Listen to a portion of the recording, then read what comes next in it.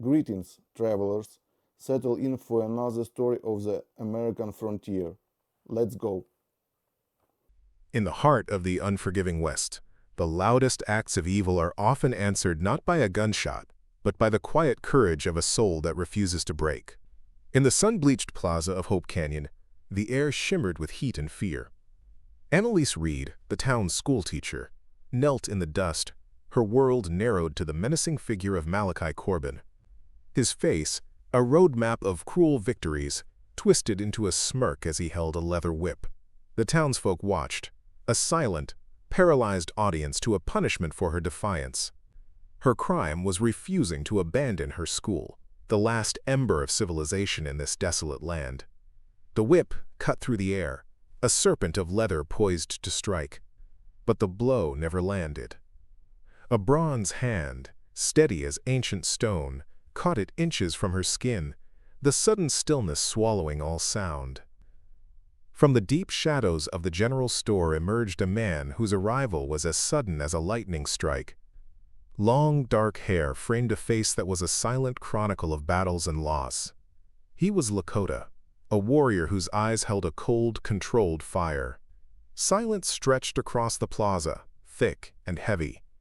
Every eye was fixed on the stranger who had appeared from nowhere, his presence a stark challenge to Corbin's authority. He wore simple buckskin, worn from travel, and moved with a grace that spoke of a life lived in tune with the wild lands. Annalise looked up, her breath caught in her throat, seeing not a savior, but a reflection of the same fierce will that kept her here. "Well now, what have we here?" Corbin sneered, spitting tobacco juice near the warrior's feet. "A wandering savage come to play the hero." The warrior remained silent, his gaze unwavering. With a movement too fast to follow, he twisted the whip from Corbin's grasp and shoved the outlaw leader back. Corbin stumbled, his face a mask of fury and surprise, struggling to regain his footing and his dignity. His men reached for their firearms, but a low growl from Corbin stopped them. This was personal now. The public display of power had been turned against him, and the humiliation was a poison spreading through his veins. In that frozen moment, Annalise knew something had irrevocably shifted. The despair that had choked Hope Canyon for months finally had a crack in its foundation. The stranger had not won a war, but he had won a moment, and sometimes a moment is all it takes to rekindle a dying flame. Hope, an emotion she thought long buried, stirred within her. She rose slowly to her feet, her dress covered in dust, but her eyes, for the first time in a long time, held a spark of defiance that now matched the stranger's fire. The plaza was no longer just a stage for her punishment. It had become the grounds of a brewing storm. The territory of Arizona suffered under the iron grip of Malachi Corbin and his gang, known as Corbin's Vultures. They were more than just bandits. They were instruments of a calculated cruelty, bleeding the settlers dry with exorbitant tributes and brutal enforcement. Their reign was not random chaos. It served a hidden purpose, orchestrated by a man far away, a man who saw this land not for its gold, but for what lay beneath it. The vultures were the visible teeth of a much larger beast, a beast of greed that wore a suit and sat in a Chicago office, its eyes on a map of the future. The true prize was water. A secret underground river flowed beneath Hope Canyon, a lifeblood in the arid landscape, and the key to controlling the entire region. A ruthless railroad magnate coveted this water to fuel his westward expansion. To get it, he needed the land, and to get the land cheaply, he first needed to empty it of its people. Corbin was his tool, paid handsomely to create an atmosphere of terror and despair, driving property values into the dust so the magnate could acquire it all for a pittance. Every burned ranch, every frightened family, was a step towards this goal. Assisting in this deception was the town mayor, Augustus Blackwood.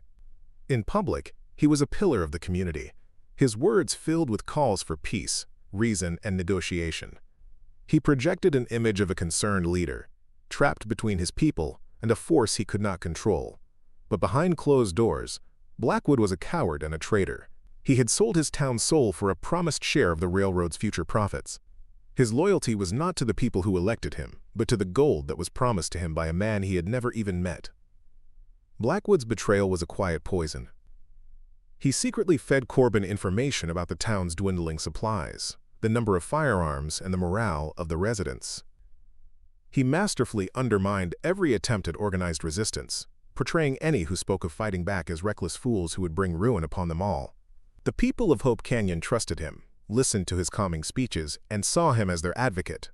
They never suspected that their shepherd was carefully guiding his flock into the waiting jaws of the wolf, ensuring they were perfectly helpless for the slaughter. Annalise Reed had journeyed to Hope Canyon a year prior, a refugee from her own tragedy. A fire in the east had claimed her parents, leaving her adrift in a world that had suddenly grown cold and empty. She came west not seeking fortune, but seeking purpose, a reason to keep moving forward when her heart was full of ash. She found it in the small, neglected adobe building that she transformed into a schoolhouse. For her, it was a sanctuary, a place to build something new from the ruins of her past, a quiet stand against the encroaching wilderness of both the land and the human heart. The school was more than a job. It was her life's work. She believed knowledge was a candle that could push back the deepest darkness. She taught the handful of children in Hope Canyon how to read, write, and calculate, but more than that, she taught them that their world was bigger than this dusty canyon. She instilled in them a sense of wonder, and the idea that they could shape their own futures. In a land ruled by brute force, her classroom was a small island of hope, a testament to the belief that a well-informed mind was more powerful than any weapon.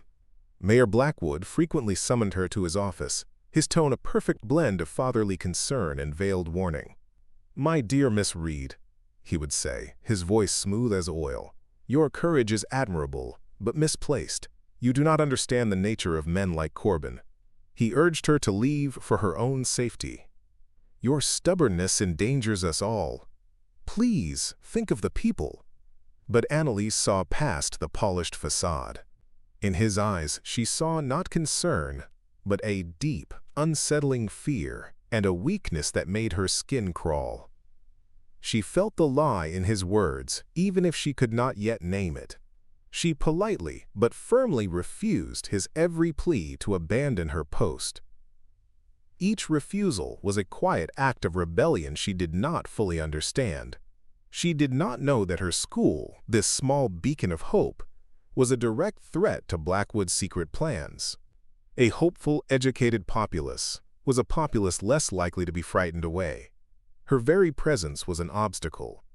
With every polite "no" she uttered, Blackwood's resolve hardened. The schoolteacher, with her books and her quiet determination, had to be removed, one way or another, for his and Corbin's dark ambitions to succeed. The day of reckoning came without warning. Corbin and his right-hand man, the cold-eyed Gideon Pike, kicked open the schoolhouse door in the middle of a lesson. Their entrance was a violation, a profane intrusion into a space Annalise held sacred. The children froze, their faces pale with terror. This was not to be a blind rampage. It was a calculated act of psychological warfare. Corbin wanted to break not just the teacher, but the very idea she represented, and he wanted the children to watch him do it, to carry that memory with them forever. Corbin picked up a stack of the children's notebooks. With a theatrical slowness, he began tearing out the pages, letting the carefully written lessons flutter to the floor. "This is the value of your education, teacher," he mocked, his voice dripping with contempt. "It turns to dust as easily as your dreams." His eyes were fixed on Annalise, watching for the moment she would break. He crushed a piece of chalk under his boot, the small sound echoing the breaking of the children's fragile sense of safety. He was not just destroying paper, he was destroying their future. Gideon Pike, a man of few words and much cruelty, ripped a map of the United States from the wall. "The only map that matters is the one drawn by the barrel of a firearm," he stated flatly, tearing it in half. They did not lay a hand on her. They did not need to. They were methodically dismantling her world, piece by piece, right before her eyes and the eyes of her students. They were attacking her soul, aiming for a wound far deeper than any physical blow could inflict. The air grew thick with the smell of fear and the bitter dust of torn paper. When a small boy, his face streaked with silent tears, reached for a piece of his ruined work, Pike roughly pushed him back with his boot.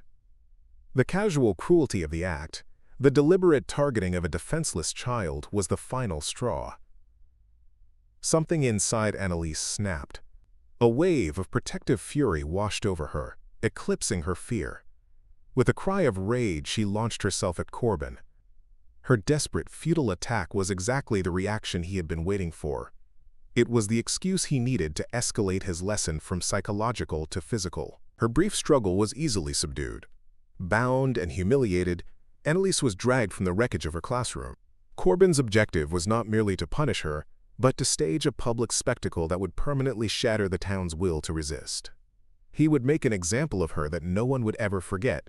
They forced her into the center of the plaza, the same sun-baked earth where the mysterious Lakota warrior had intervened. This time, however, there was no sign of a protector. The town was alone with its demons, and the demons were ready to feast on their fear. Corbin's men herded the townsfolk from their homes and businesses, forcing them to form a grim circle around the kneeling teacher. Then Mayor Blackwood stepped forward, playing his part in the miserable play he had helped write. "Malachi, I implore you, stop this," he begged, his voice ringing with false sincerity. "She is only a woman.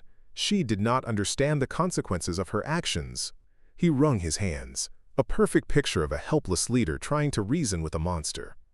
It was a masterful performance, designed to reinforce his image as their protector. Corbin shoved him aside with theatrical disdain. "She is a symbol, Augustus, and symbols must be broken so that common folk know their place." The exchange was for the benefit of the crowd, a carefully choreographed dance of power and feigned mercy. Blackwood had already sanctioned this punishment in their last secret meeting. He knew exactly what was coming. Corbin raised the whip high, letting the sun glint off the worn leather. The crowd held its breath, a collective gasp of horror and helplessness. The sound of a woman weeping was the only defiance left. In that moment of absolute despair, Annalise lifted her gaze. She did not look at the frightened faces in the crowd. She looked past them, to the endless, indifferent blue sky. Her lips moved, forming a whisper so faint it was lost in the wind, a prayer not to the crowd, but to the universe itself. "Anyone, please, help." It was the final, desperate plea of a soul at the end of its rope, an echo of a prayer sent out into the vast, silent desert. And this time, it seemed the desert itself was about to answer. Her quiet words were a spark thrown into the dry tinder of fate.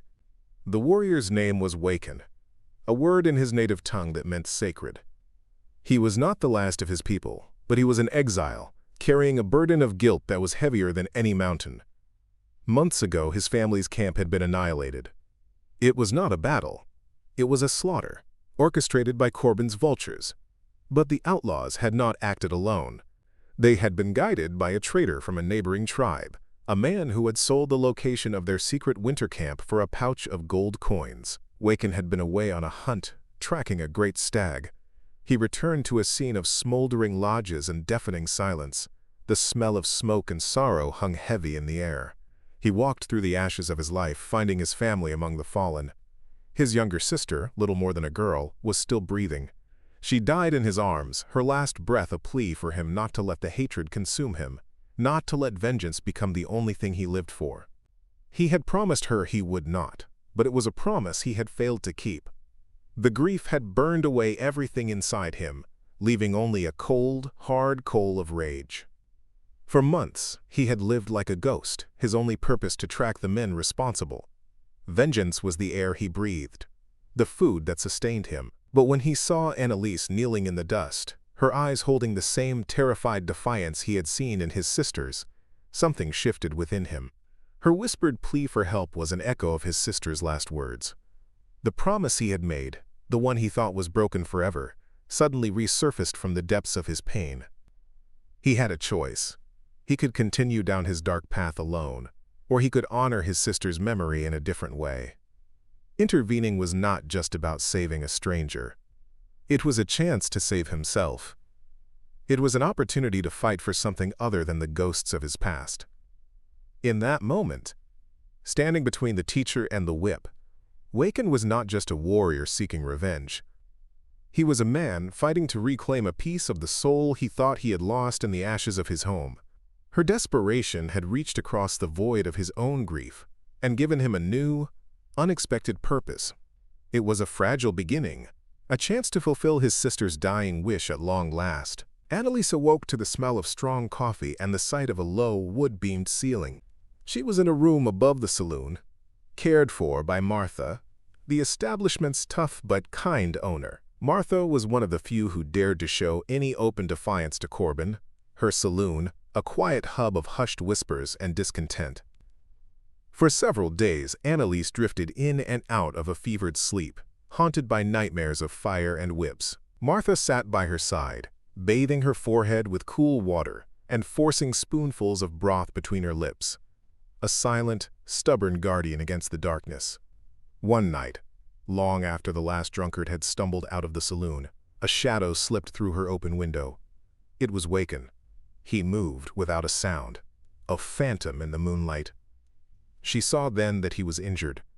A dark stain was spreading across the buckskin on his shoulder. He had been ambushed in the hills by Corbin's men, a price for his intervention. He had fought them off, but not without cost. He had come to check on her, a silent acknowledgement of the bond that had been forged between them in the plaza's violent crucible. Without a word, Annalise pushed herself up, ignoring the protest of her own bruised body. She gestured for him to sit.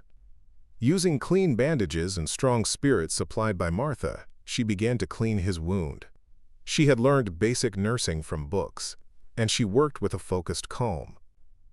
To the antiseptic, she added a poultice of crushed sage and bear grease, an old remedy she had read about for preventing infection. In the quiet intimacy of the room, with only the moon as a witness, the silence between them was not empty, but full of unspoken understanding. As she worked, they finally spoke, their voices low. They did not speak of romance or the future. They spoke of the past, of loss and guilt. Waken told her of the betrayal that had cost him his family, the promise he made to his dying sister. Annalise, in turn, told him of the fire that had stolen her parents, leaving her alone to find her way. They were two survivors from different worlds, their lives shattered by violence and greed. In sharing their pain, they found not pity, but a profound connection, a recognition of the same deep wounds in each other's souls. Waken's act of defiance sent a tremor through Hope Canyon, splitting the town in two. A small faction, inspired by his bravery, began to whisper of resistance. They saw him as a sign that their fate was not sealed. But a larger group, led by the persuasive voice of Mayor Blackwood, argued that this was madness. They claimed that provoking Corbin would only bring total annihilation upon them. Blackwood's public speeches were masterpieces of manipulation, playing on the deepest fears of the community, painting a picture of a peaceful resolution that he knew would never come. "We must negotiate. We must find a way to appease him," Blackwood declared at a tense town meeting in the saloon. "This savage has doomed us all with his pride." His use of the word was deliberate, designed to isolate Waken and paint him as an outsider whose actions were not in the town's best interest. Meanwhile, Waken began to secretly train a few willing men, including the blacksmith's earnest young son, Samuel. He taught them not the ways of a soldier, but the ways of the land, how to move unseen, how to use the terrain as a weapon, how to survive. He taught them that true strength was not in the firearm you carried, but in the knowledge of the ground beneath your feet. Samuel, filled with youthful idealism, became his most dedicated student, his admiration for the Lakota warrior growing with each lesson. They met in secret, in the dark hours before dawn, their training sessions a silent promise of a fight to come. The small resistance was a flickering flame, but it was a flame nonetheless, a direct threat to the darkness that Blackwood and Corbin sought to impose upon the town. Blackwood, through his network of fearful informants, learned of these secret meetings. The situation was escalating beyond his control. The town was no longer passive and terrified. A seed of rebellion was sprouting. He knew he had to act decisively to crush it. He sent a discreet messenger to Corbin's camp with a treacherous proposal. He would deliver the warrior, the symbol of their resistance, into Corbin's hands.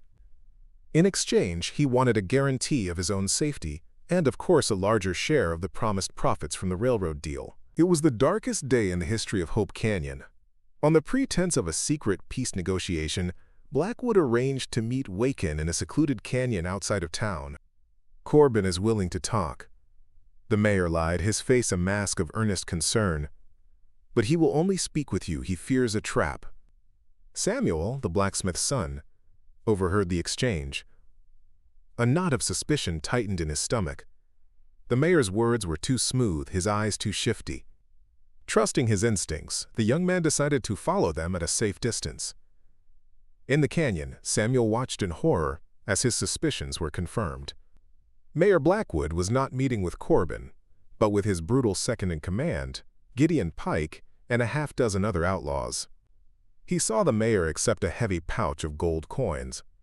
The betrayal was so blatant, so cold, it stole the air from his lungs. As the deal was struck, Samuel made a sound, a loose rock skittering under his boot. Pike's head snapped up, his eyes instantly locking onto the boy's hiding place. The trap had been discovered, but now the witness had become the target. The boy turned and ran, his heart hammering against his ribs. A firearm roared, the sound echoing off the canyon walls. Waken, hearing the shot from his waiting position deeper in the canyon, knew instantly it was an ambush. He melted into the rocks, using the skills he had taught the boy to disappear. But it was too late for Samuel. When the townsfolk, drawn by the sound of the shot, arrived at the canyon's mouth, they found the young man's body lying in the dust. Standing over him was a pale, trembling Blackwood, ready to spin his tale of a tragic ambush. But before he could speak, Waken emerged from the canyon. He said nothing. He simply walked forward and tossed something at the mayor's feet. It was the heavy pouch of gold coins which had fallen from Blackwood's pocket during the chase. The truth landed with a sickening thud. The betrayal, paid for with the life of one of their own, was laid bare for all to see. The town's collective grief curdled into a white-hot rage. The death of an innocent boy and the treachery of the man they trusted had finally pushed them past the point of fear. There was no turning back now. The night before the battle was eerily quiet. Hope Canyon had transformed. It was no longer a town of frightened sheep, but a fortress prepared for war. Every man, woman, and child had a purpose. They were not fighting for land or money. They were fighting for the memory of Samuel, and for the right to call their souls their own. At dawn, Corbin's vultures rode towards the town, expecting to crush a final, pathetic pocket of resistance. They were arrogant, overconfident, and completely unprepared for what awaited them.